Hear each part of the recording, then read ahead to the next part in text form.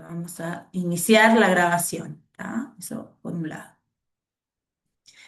Bueno, todos están pudiendo ver la presentación. Mi nombre es Leticia Reboa, yo soy la doctora de la Unidad de Salud Ocupacional de acá del Maciel, soy especialista en salud ocupacional, trabajamos con la unidad que están los compañeros allí del otro lado, no sé si quieren activarse, pero María Laura, digo Ana Laura, es la licenciada, tecnóloga también en salud ocupacional. Está allí Álvaro, no sé si querés, no, tienen activado ahí la cámara ustedes, chiquilines, para, si no le hacemos dar la vuelta. Y Pamela, que está allá, también conectada. Somos todos los compañeros de la unidad. Pamela, la veo que está por ahí. Hicimos la presentación de la unidad, para los que no saben, en fines de abril, y bueno, ahora el mes pasado hablamos de actuación en caso de accidentes en forma general, y hoy, este mes, lo que quisimos hablar es dándole el espacio puntual a la guía de actuación frente a la exposición de sangres y fluidos corporales, porque es una de las causas de accidentabilidad mayor que tenemos todo el personal de salud. ¿Tá? Esto vamos a iniciar con el tema de la comunicación, ¿no? El comunicado, todo esto que empezó con un tema de un poco más complejo, es a partir de este comunicado en abril del año 2022, cuando dejamos de tener la asistencia en el Banco de Seguro. Ahí fue que empezó la duda de qué hacer, cómo hacer, a dónde ir cuando tenemos un accidente. Por eso hicimos el taller anterior, que también está grabado, está subido en las redes, si lo quieren ver, es más extenso. Ahora vamos a hacer una breve repaso, ¿tá? Teniendo en cuenta esto. Sí, quería comentar. Bueno, ante cualquier accidente, lo primero que tienen que hacer es avisar a su jefe inmediato o encargado superior.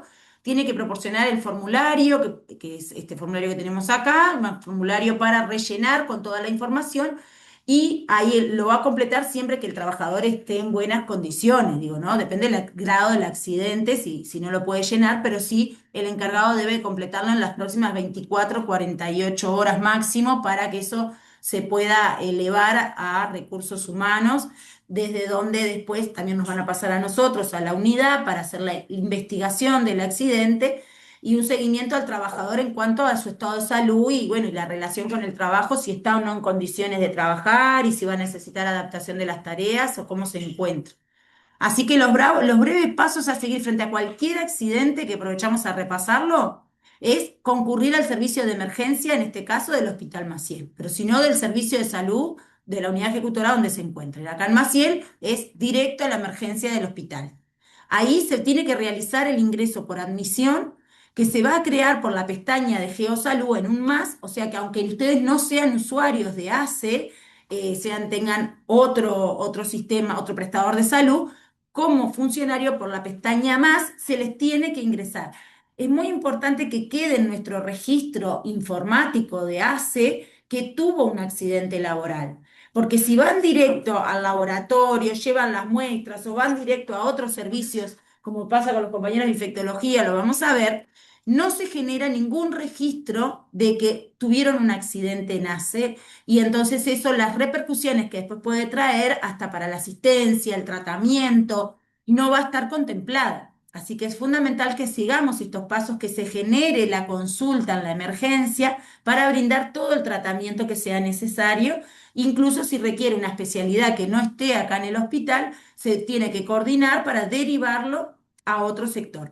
Y esto va a seguir hasta que esté de alta el trabajador, por eso lo pusimos acá en negrito, el trabajador tiene que ser asistido hasta que esté finalmente de alta. No es solo los primeros auxilios los que se brinda dentro del hospital, sino que es toda la asistencia hasta que su problema de salud esté completo, ya sea que requiera fisioterapia, por ejemplo, una caída, una fractura, una cirugía, todo se tiene que hacer bajo ACE, que sería quien está comprometido a hacer toda la asistencia de ese problema de salud que haya tenido hasta el alta, incluso la rehabilitación, y si queda una patología en forma crónica, quedará como un paciente crónico recibiendo medicación, para que tampoco tenga que tener ese gasto en la medicación cuando queda una patología crónica.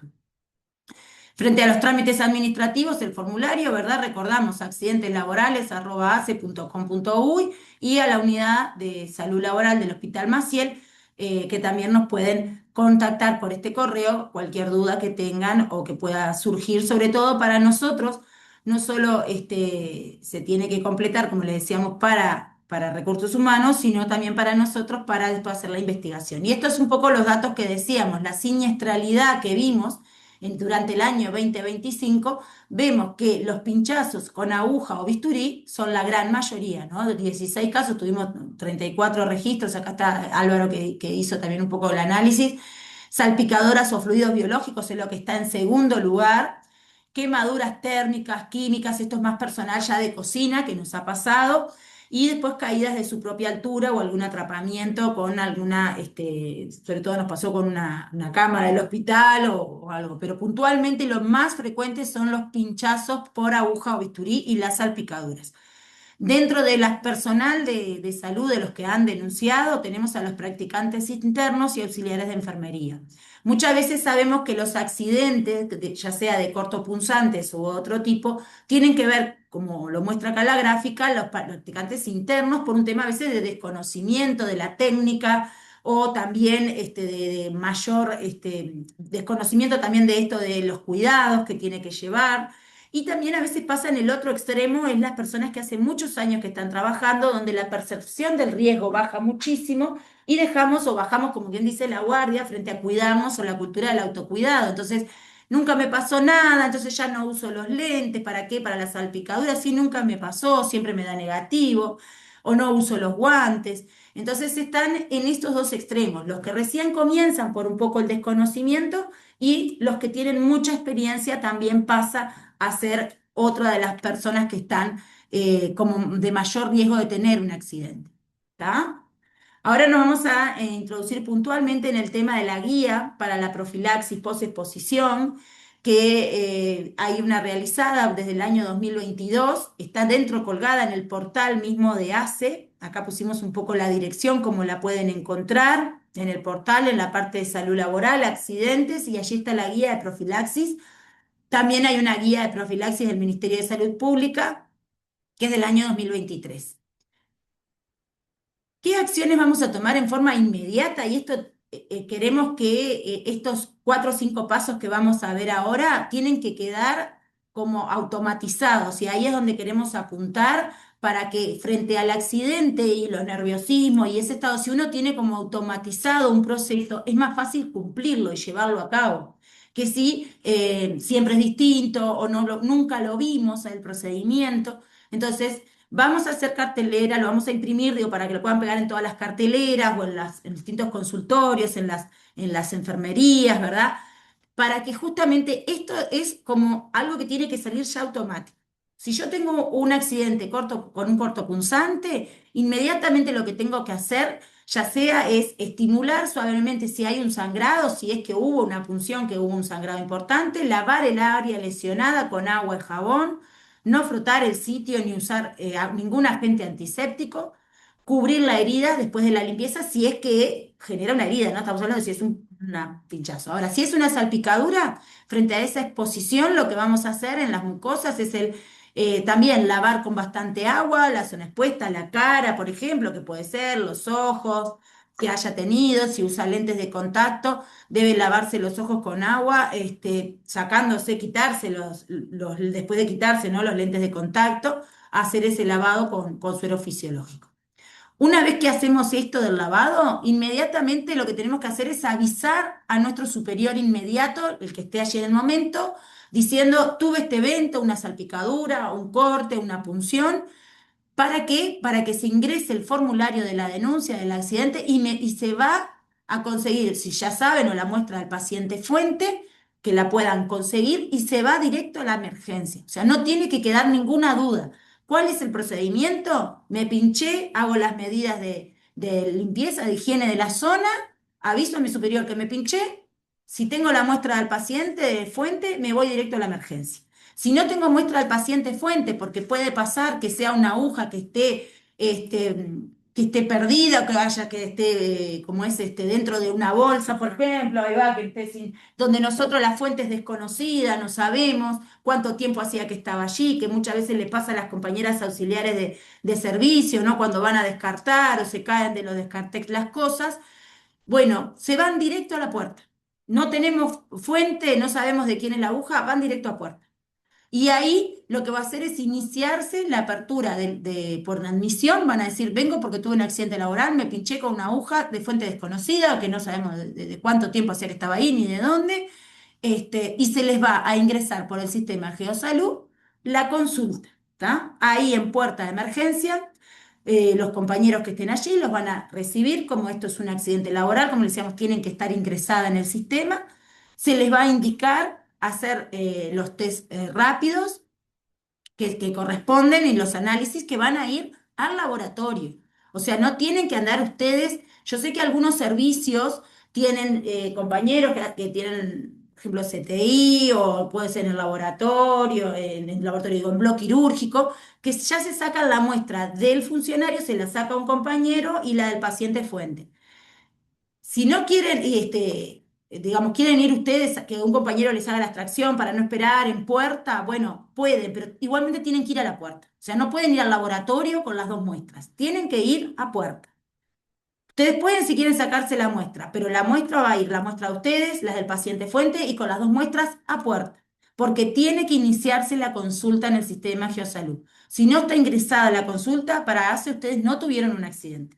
Y las consecuencias que eso pueda tener van a perder, digamos, los derechos que les corresponde para la asistencia, el tratamiento. Vamos a ver el tema de los días, incluso que si les cae mal la medicación, necesitan días de reposo, no les van a ingresar descuentos, se los van a descontar económicamente, también van a tener pérdidas, no solo en la salud de ustedes, sino a largo plazo económicas y demás repercusión.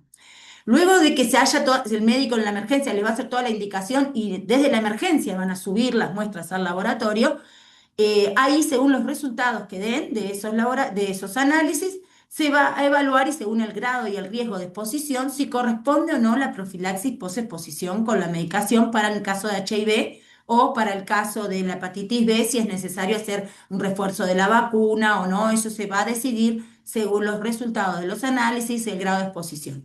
Y se agendará o no una consulta con la Policlínica de Infectología, si es necesario en una semana, 10 días o hasta 14 días, ¿no? Era un poco lo que veíamos. Eso va a ser en una segunda instancia, o sea, se hace esa primera evaluación en la emergencia, se indica o no la medicación si corresponde y después se agenda a un control que puede ser en 10 días o 14 días en la Policlínica de Infectología. Esto, para que quede claro, es como si uno se cayera y tiene un traumatismo. Lo va a ver el médico en puerta y le dice, bueno, en 48, 72 horas va a ir a policlínica a que lo vea el médico a ver cómo evolucionó. Esto es exactamente lo mismo, ¿está? No es que yo necesariamente tenga que ir ya a infectología o vaya directo al laboratorio. Es muy importante que sigamos estos pasos para que después podamos justamente tener acceso a todas las prestaciones que tenemos que tener como trabajadores y no tener que pagar de nuestro bolsillo tickets, órdenes y demás. Las técnicas diagnósticas está con nosotros la doctora Romina Medeiros, que como le decíamos, la encargada allí del laboratorio central, para explicarnos un poquito lo de los test, sobre todo lo de la parte del HIV, que es lo que genera como más dudas, ¿no? Porque ya hace varios años, bueno, Romina ahora lo va a explicar, que ya no hay ese periodo ventana y todo eso que se pensaba anteriormente. Romina. ¿Qué tal? Buen día. Bueno, les voy a compartir una cortita presentación que preparé para comentarles lo que ocurre en el laboratorio.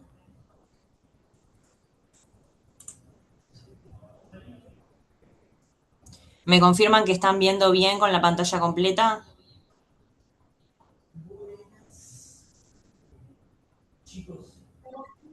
Sí, se ve bien. ¿Sí? Sí, se ve bien, Romina. Bien, entonces, bueno, lo que aquí les voy a comentar un poco lo que hacemos aquí en el laboratorio en el momento frente a una situación de accidente laboral que a nosotros nos llega acá a la recepción del laboratorio. Les voy a comentar un poquito también el estado del arte actual en cuanto a la cantidad de accidentes que estamos recibiendo. Así que bueno, esto lo preparé con la bioquímica Ximena Albite, que es la encargada del sector de serología. Entonces, bueno, nosotros aquí nos van a llegar las muestras. Nos tienen que llegar las muestras del paciente, del fuente, que va a ser el paciente, y la muestra del accidentado, que puede ser el funcionario. Ahora no estoy recordando si los estudiantes están contemplados, pero bueno, el requerimiento ese, sé que Leticia lo publicó por ahí, que era que fuera funcionario. No estoy recordando lo de los practicantes internos ahora. Es importante que recibamos las dos muestras juntas, siempre que se conozca la fuente, que nos, sacando el caso que comentaba Leticia hoy de que se desconozca cuál es la fuente, porque era una aguja, una jeringa perdida tal vez en una bolsa, es clave que nos lleguen las dos muestras juntas. Lo que necesitamos nosotros para hacer los estudios es un tubo de suero, que es el tubo con gel separador, que son los que tienen la tapa amarilla o tapa roja según la marca. Y en la parte de documentación es muy importante que venga bien registrado, la parte de registros, tiene que venir la boleta de solicitud de estudios de emergencia, vieron que hay diferentes tipos de boletas, están las de emergencia y las de cuidados moderados, que eso están en los formularios de la página del portal del Maciel. Hay una pestaña que es formularios y ahí están las diferentes boletas de petición. Aprovecho a comentarles también que en esa pestaña hay un documento con todos los estudios que hace el laboratorio, pero eso aparte. Entonces esa boleta tiene que tener los datos filiatorios de los dos, tanto del fuente como del accidentado, o sea, una boleta para cada uno, ¿no? Tiene que tener los datos filiatorios, nombre, cédula, el origen, que es el lugar del accidente, y también indicar, escribiendo a mano, protocolo accidente laboral, indicando además cuál es el fuente y cuál es el accidentado, porque no le hacemos exactamente los mismos estudios a los dos. Los estudios que se hacen al fuente, a la muestra de la fuente, es un estudio de VIH, de inmunodeficiencia humana, del virus de inmunodeficiencia humana, inmunocromatográfico, que es un test de tipo cassette, que es un test rápido, que se hace, ese resultado sale de forma inmediata, se hace en el momento. Luego se hace el antígeno de superficie de la hepatitis B, que ese resultado sale en un periodo de 48 a 72 horas máximo. Es muy probable que salga antes, pero bueno, digamos que eso es lo máximo que puede llegar a demorar. Que si tenemos algún problema, no sé, que tal vez agarra algún fin de semana en el medio o demás. Esto se hace con el método de inmunoensayo de quimioluminiscencia. Y luego se hacen los anticuerpos antivirus hepatitis C, que tiene la misma demora y es el mismo método.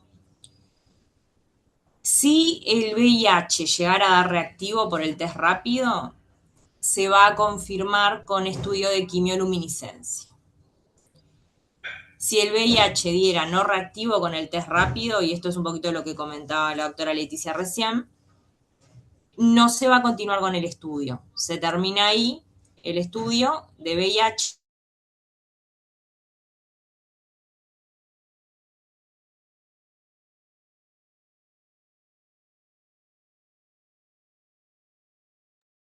Hola, Hola, Romina. quedó como bloqueada, Romina. Sí, quedó frisada. Sí, o seguimos Romina, nosotros, ¿nos porque escuchás? nosotros estamos conectados, sí, seguro. No, que me parece que fue en ellos que quedaron capaz colgados. Bien. ¿Viste? Viste que el Yo te había internet adentro visto. del hospital.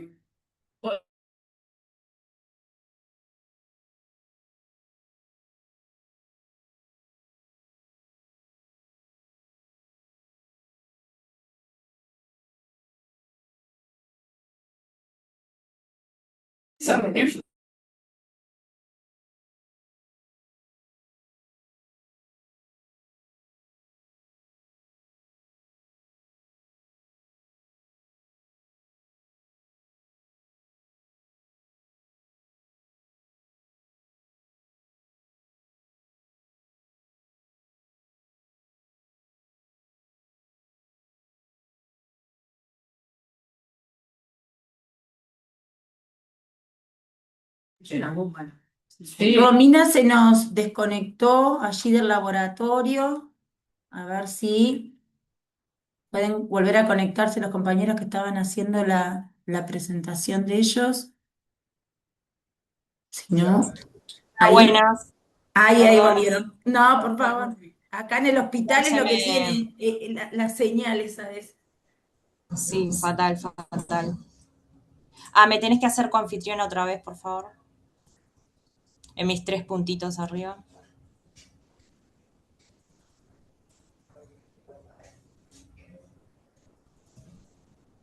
Nos quedamos en el test rápido del VIH, digo, Sí, de la sí, sí, explicación, sí. digo, de eso que era un poco lo que veníamos viendo. Y estaba comentando que el test rápido de VIH, los últimos que vienen, los de última generación, tienen una especificidad y una sensibilidad de más del 99%. Con lo cual, es confiable con un test rápido negativo descartar la enfermedad. No estoy pudiendo compartir pantalla. A ver, puse ahí como coanfitrión, a ver ahora. Claro, un poco lo que decía Romina, nosotros lo vemos fundamental para lo que es el paciente, para el fuente, ¿no? O sea, esto ayudaría a disminuir la cantidad de trabajadores que reciben la medicación de la profilaxis post-exposición, que después tenemos acá los infectólogos que nos van a decir exactamente, o sea, las repercusiones que esto tiene a nivel de efectos adversos y demás, si no es necesario utilizarlo, ¿no? Para los trabajadores. Sí, sí. No. Si podés Por compartir parte, ahora. me dice que la función de compartir pantallas de los participantes está deshabilitada. Ay, se espera que por eso, configuración, mantener, todo ahí, compartido. Sí, ya selecciona. Se Y no, compartir. no parezco ser coanfitriona. A ver, ¿por qué no te queda? Creo que no lo soy, ¿eh?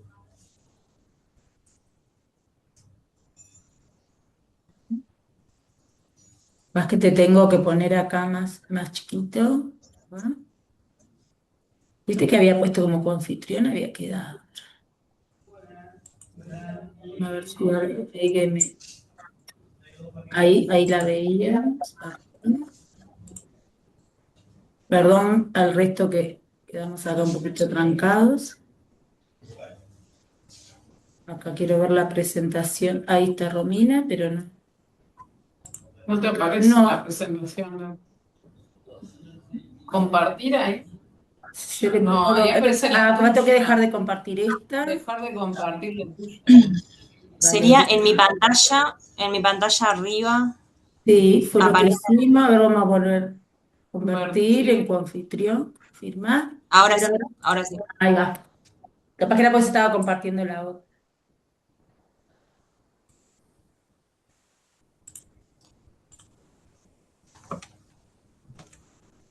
Bien, pido disculpas. No. Entonces, si el estudio de VIH rápido, que sale de manera inmediata, fuera negativo, se descartaría la infección en esa muestra, con lo cual, bueno, eso queda a criterio del médico, pero entiendo que no sería necesario aplicar el tratamiento, el post-exposición. Bien, y luego otra cosa que hacemos es que si los anticuerpos antivirus hepatitis C fueran a dar reactivos, se confirma con una carga viral por biología molecular. Como para puede dar alguna idea de en qué momento o hace cuánto que está infectada la persona. Y bueno, y el fuente también se hace antígeno de superficie y no anticuerpo también para determinar la infectividad de esa muestra. Si hay antígeno presente en sangre, quiere decir que el paciente es más, esa fuente es más posible que sea más contagioso, digamos. Luego, en el accidentado, también se hace el test rápido que sale de inmediato Esto en realidad es de VIH, esto es para ver si la persona tiene tal vez una infección previa, del accidente, porque en realidad, bueno, si el fuente fuera reactivo y el accidentado es no reactivo, no estuviera infectado de antes, no va a ocurrir que el accidentado dé reactivo. O sea, no va a ocurrir que inmediatamente el accidentado vaya a tener una carga de anticuerpos detectable. O sea, que en realidad eso es para ver si ya que tal vez estaba infectado de antes del accidente. Luego, lo que se hace son los anticuerpos, antivirus hepatitis B, del antígeno de superficie. Esto es para ver si el si el accidentado estaba vacunado o no y cuán protegido está ante un posible enfrentamiento con un antígeno.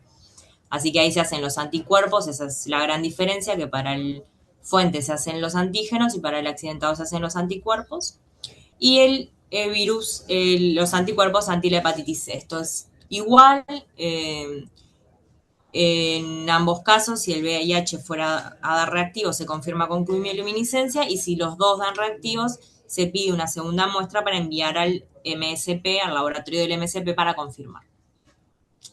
Bien, y si el hepatitis C fuera reactivo, el anticuerpo antivirus hepatitis C fuera a dar reactivo, se hace la carga viral por biología molecular. Entonces, los resultados de VIH van a estar disponibles de forma inmediata, se hacen en el momento.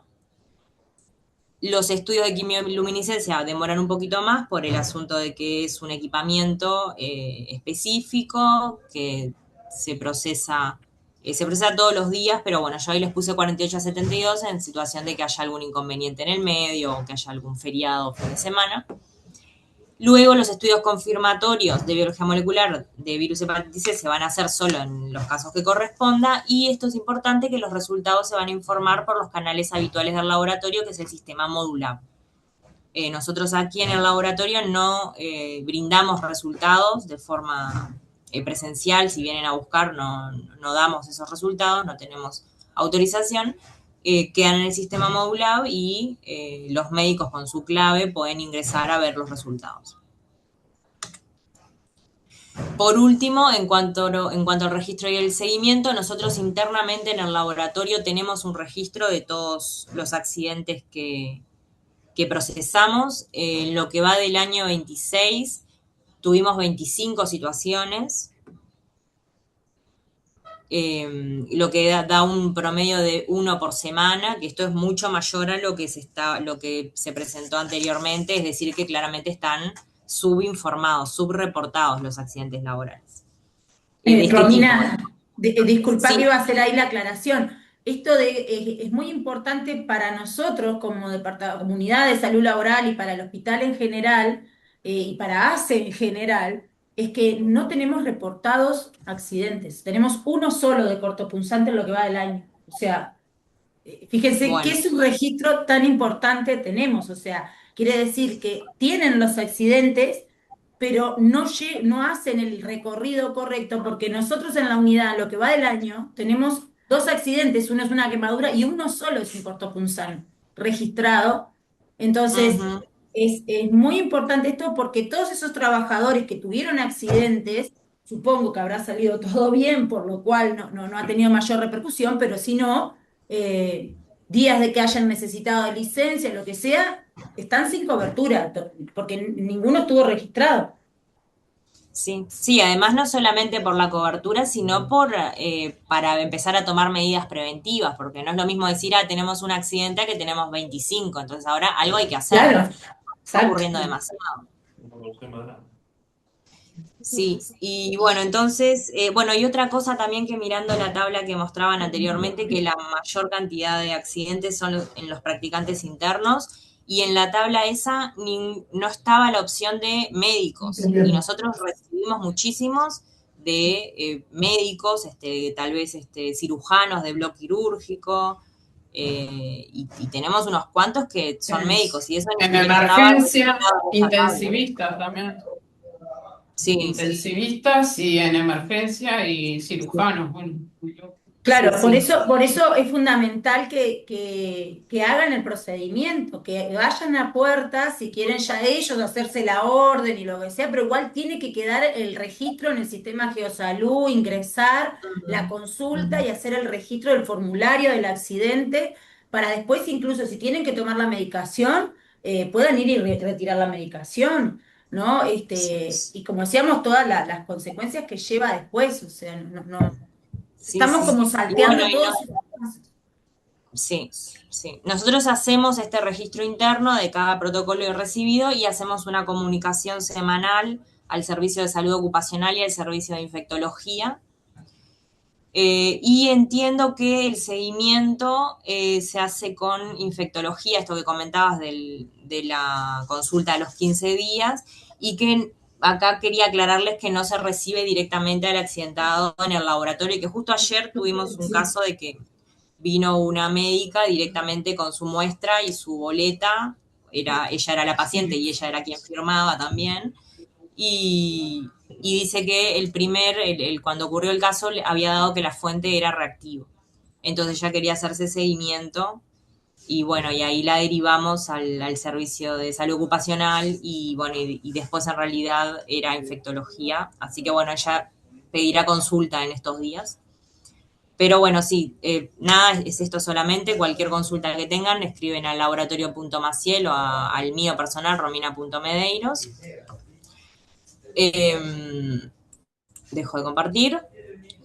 Bueno, nada, sí, un poquito eso, el hincapié de seguir los pasos y de poder empezar a controlar un poquito más de cerca para también evitar que ocurra, porque seguramente tal vez haciendo algunos talleres de concientización y demás se pueda reducir el número de situaciones. Claro, claro, pero qué importante esto que tú nos estás contando, ¿no, Romina? Que es para que todos los compañeros tomemos conciencia, digo, como sin buscar culpables, digamos, ni señalar a nadie, simplemente como algo que tal vez es una práctica habitual, que entendemos que lo quieren hacer capaz para facilitar el trabajo en la emergencia, porque todos sabemos que la emergencia a veces está repleta de pacientes, entonces dice, ¿yo para qué voy a ir a la emergencia si lo puedo hacer yo?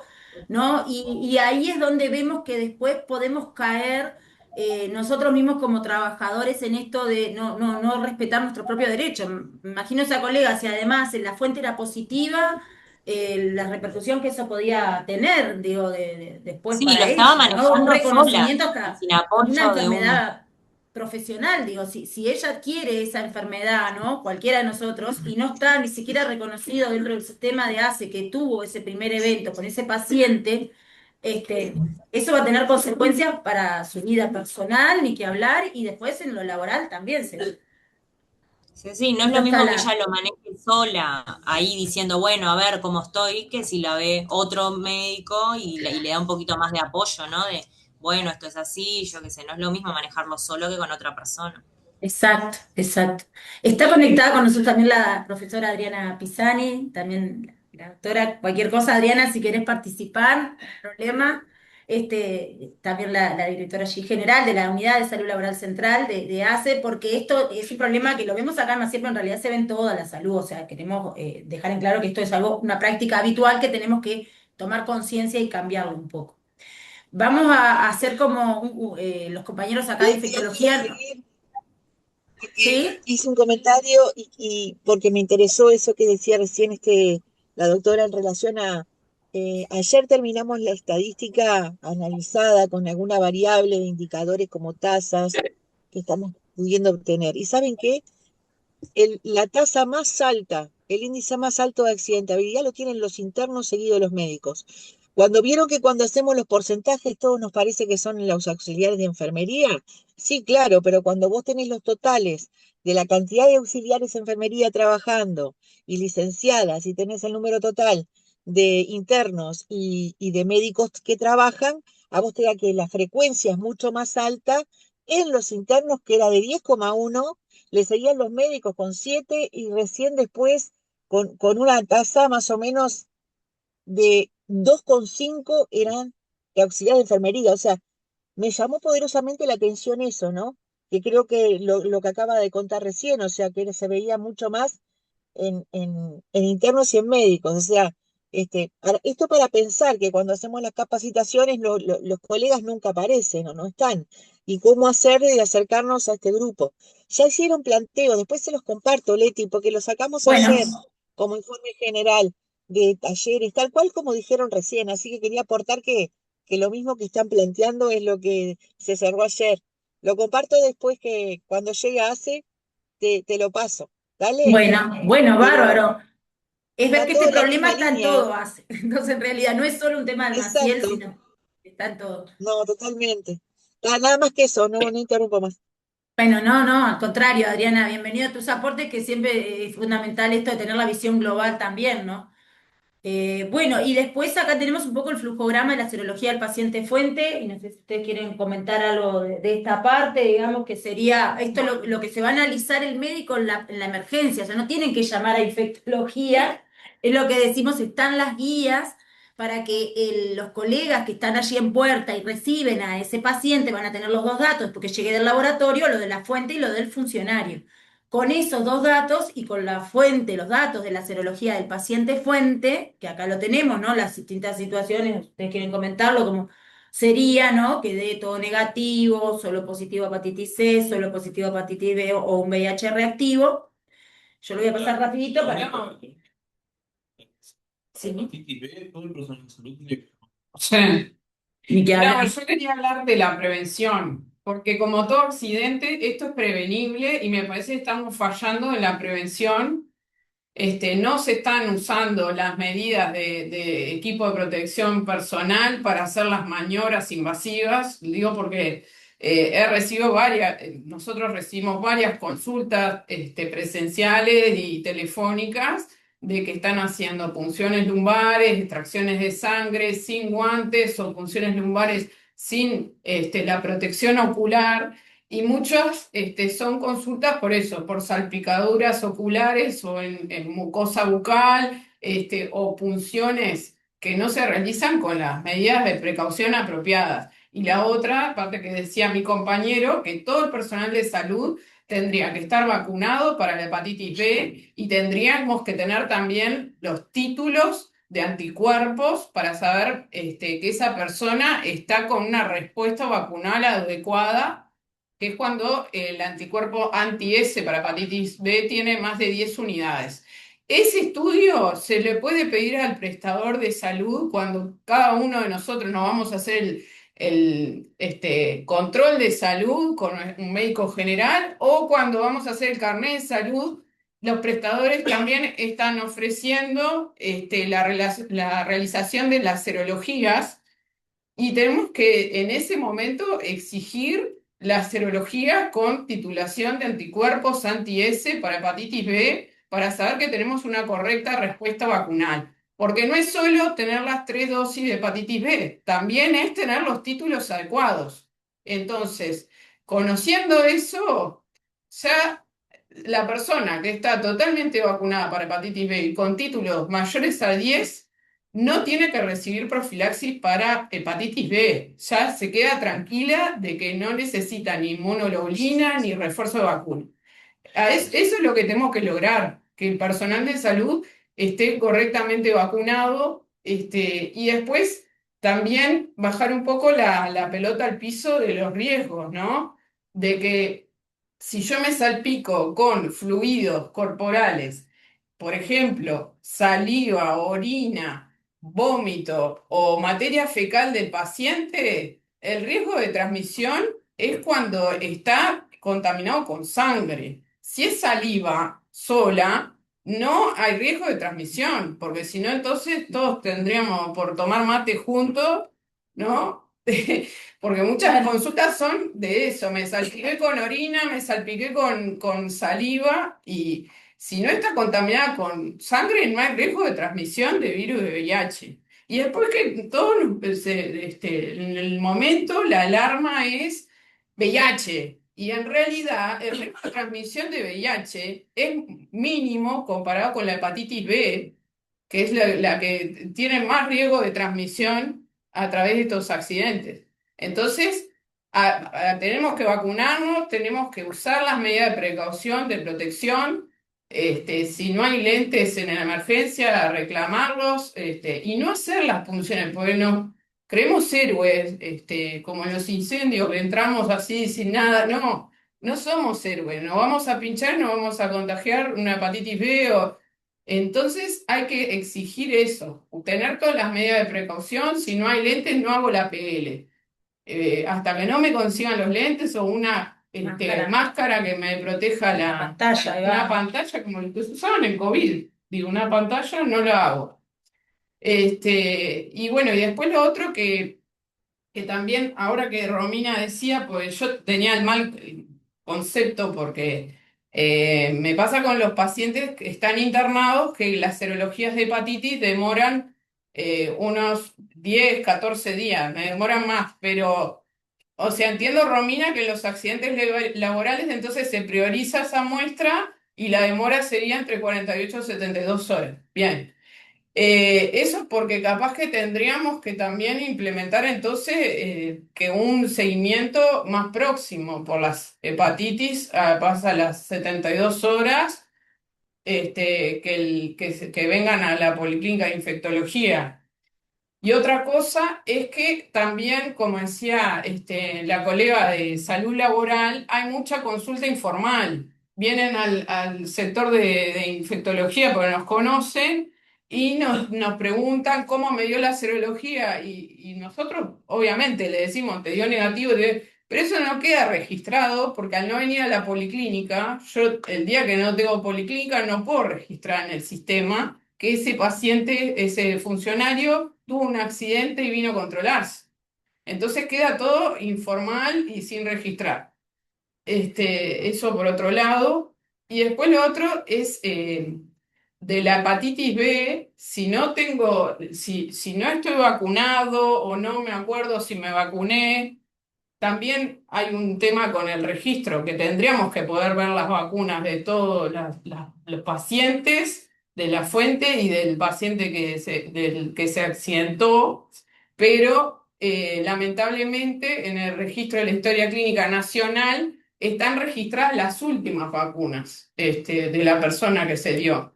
Entonces, la hepatitis B puede ser que la tenga en el cartoncito que él. Yo soy vieja, pero Yo tengo el el cartoncito verde. cartoncito, y el cartoncito, si no se lo llevamos a una vacunadora que ingresa al sistema mis vacunas no están registradas. Yo, por ejemplo, tengo todas las vacunas de hepatitis B y no me aparece que tengo 80.000 de COVID. ¿Querés que me cojas? Entonces eso también es una falencia del sistema. Si tengo duda de si estoy vacunada de hepatitis B o me queda la duda, no tengo los anticuerpos, preferible cruzar a la policlínica de enfrente de la RAP y empezar una serie de vacunación para hepatitis B que no nos va a hacer mal, o sea, no nos va a hacer un daño si tengo demás vacunas. Al revés, voy a estar protegido. Y después el tema de las inmunoglobulinas, que Sí, es otro tema. es otro tema. una- Por eso decimos que es fundamental tomarse ese tiempo para hacer una evaluación, por eso decíamos de clara del riesgo que tiene o no. O sea, no es dar por dar medicación, no es dar por dar la inmunoglobulina, no es dar por dar porque siempre pensamos, bueno, además no pasa nada, no. O sea, hay que tomarse ese tiempo para evaluar realmente el riesgo y beneficio, ¿no? Como decimos siempre, frente a los tratamientos. Están las guías, esto lo pueden ver después también en las guías, digo, el riesgo cuando es muy alto, cuando es alto, cuando es un riesgo bajo o no hay riesgo. ¿Tá? Lo que decíamos, si la fuente y vemos que dan todos los resultados negativos, no hay riesgo. Y si el funcionario en lo que hacemos la hepatitis B está vacunado, no hay riesgo o el riesgo es mínimo. Entonces no es necesario hacer ninguna profilaxis. Pero bueno, siempre queremos como hacer un pequeño resumencito de quiénes se tratan o quiénes correspondería tratar. Fuentes desconocidas, sí, lamentablemente van a tener que recibir seguramente, ¿no? La profilaxis posexposición, incluidas agujas abandonadas que sean de alto riesgo o de la parte de anatomía patológica, pienso que puede ser las muestras cadavéricas, ¿no?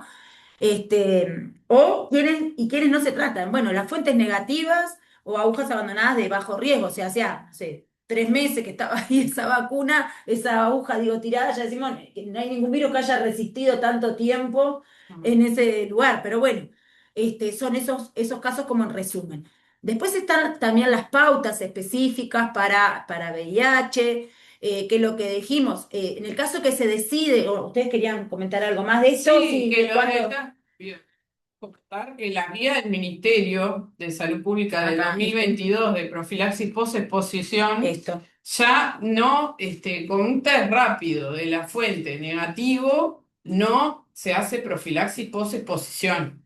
¿Tá? Eso quiero dejarlo en claro porque también hay mucha consulta por eso. El test rápido le dio negativo, pero igual quieren hacer la profilaxis.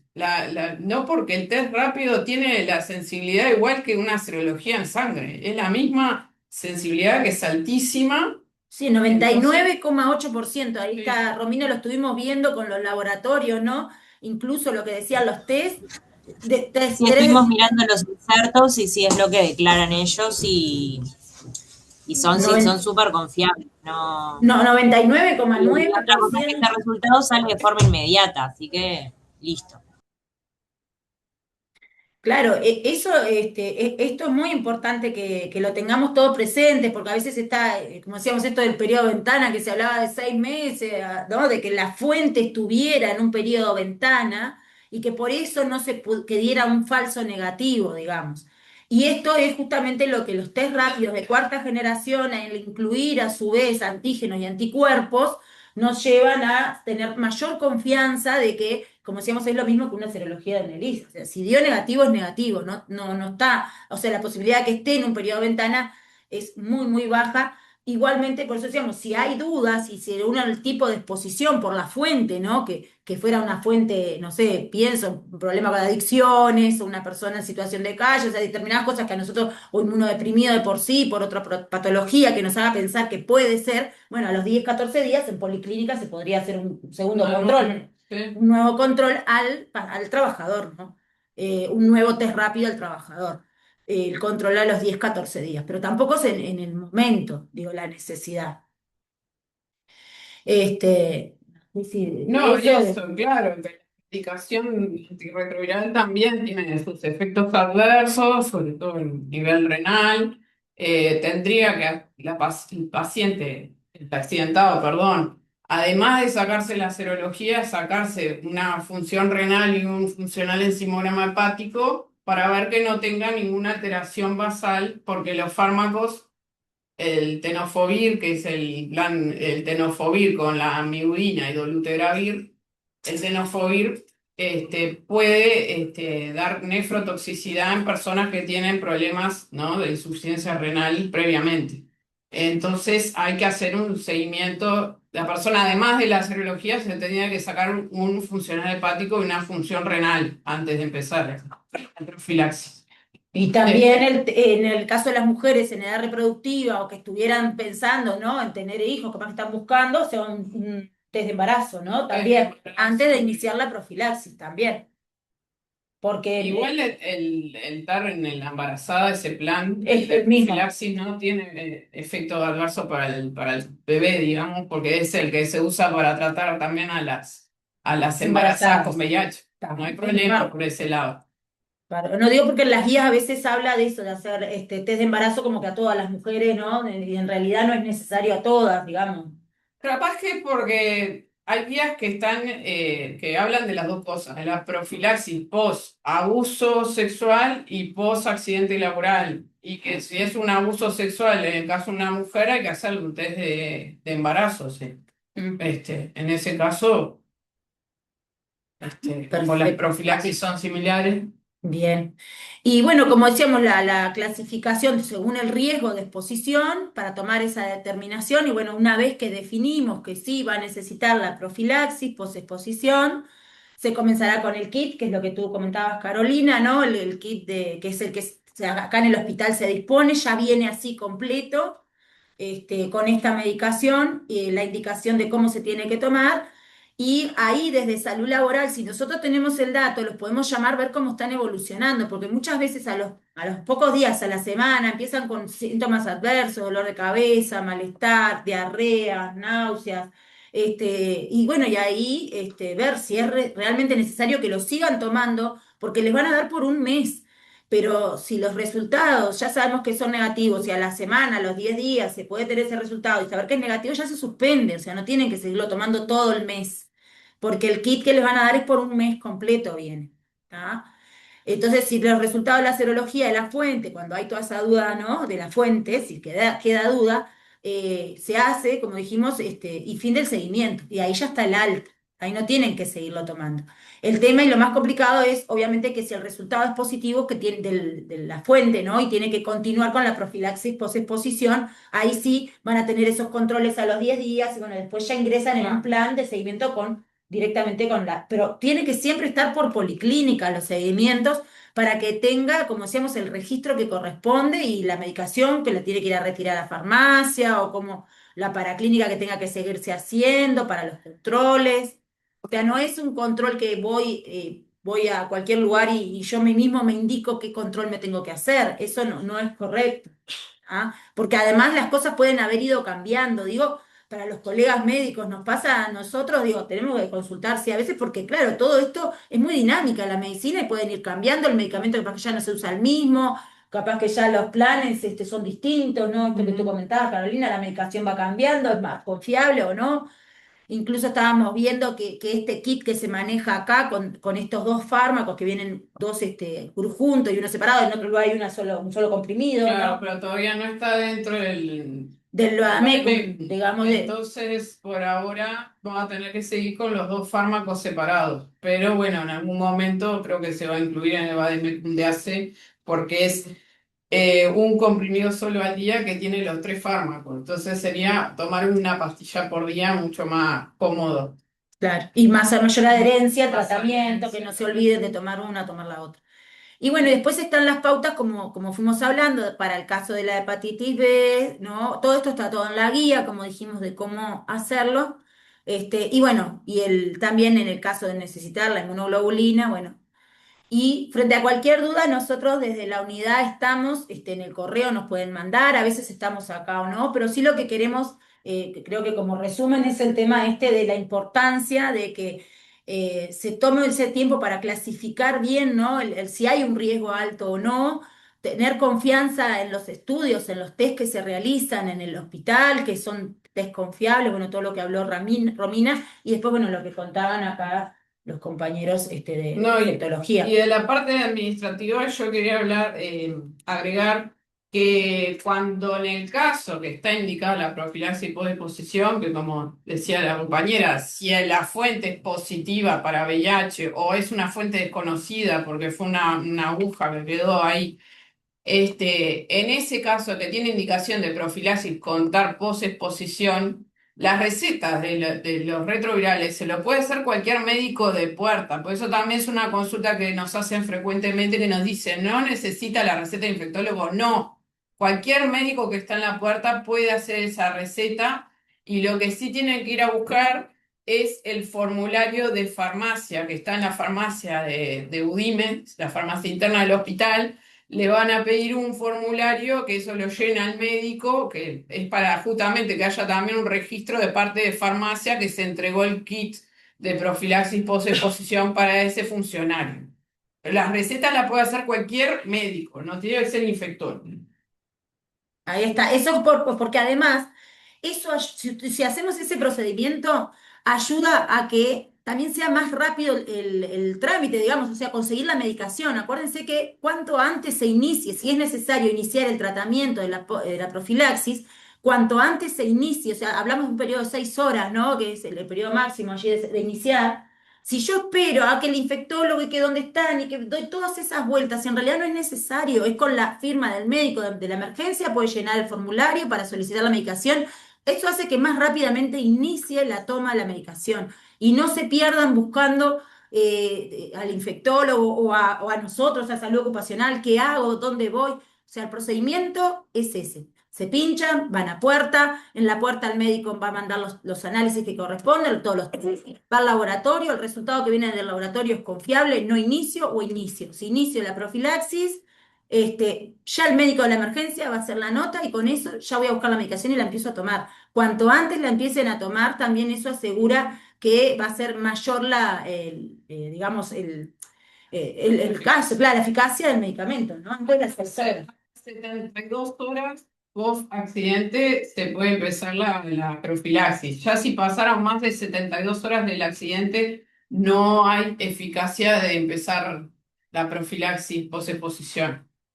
Claro, porque eso también nos ha pasado algún caso que trajeron, por ejemplo, la muestra de la fuente, pero no trajeron la del colega, la del funcionario, o tenemos la muestra del funcionario, pero la fuente no la tenían porque ya se fue el paciente, porque fue en un hospital de día, por ejemplo.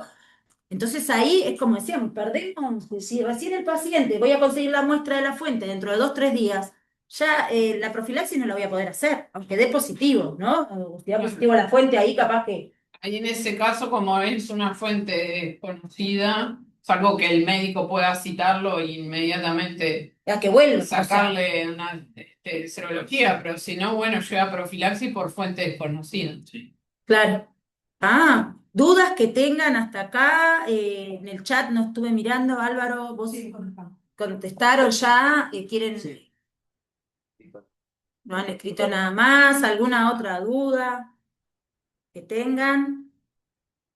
¿No? Bueno, va a quedar grabado entonces para toda esta información, para que lo podamos volver a ver, subirlo nosotros en las redes de la unidad, y que eso, que cualquier cosa, digo, vamos a quedar a las órdenes y bueno, poder hacer esto de presentarles una nota clara de estos 4 o 5 pasos que es fundamental. Bien. Está, bueno, muy bien, muchas gracias a todos, muchas gracias a los compañeros de Gracias. infectología, Romina allí en laboratorio. Gracias, Muchas gracias a gracias. todos y a todas. Gracias. Hasta luego. Que pasen bien.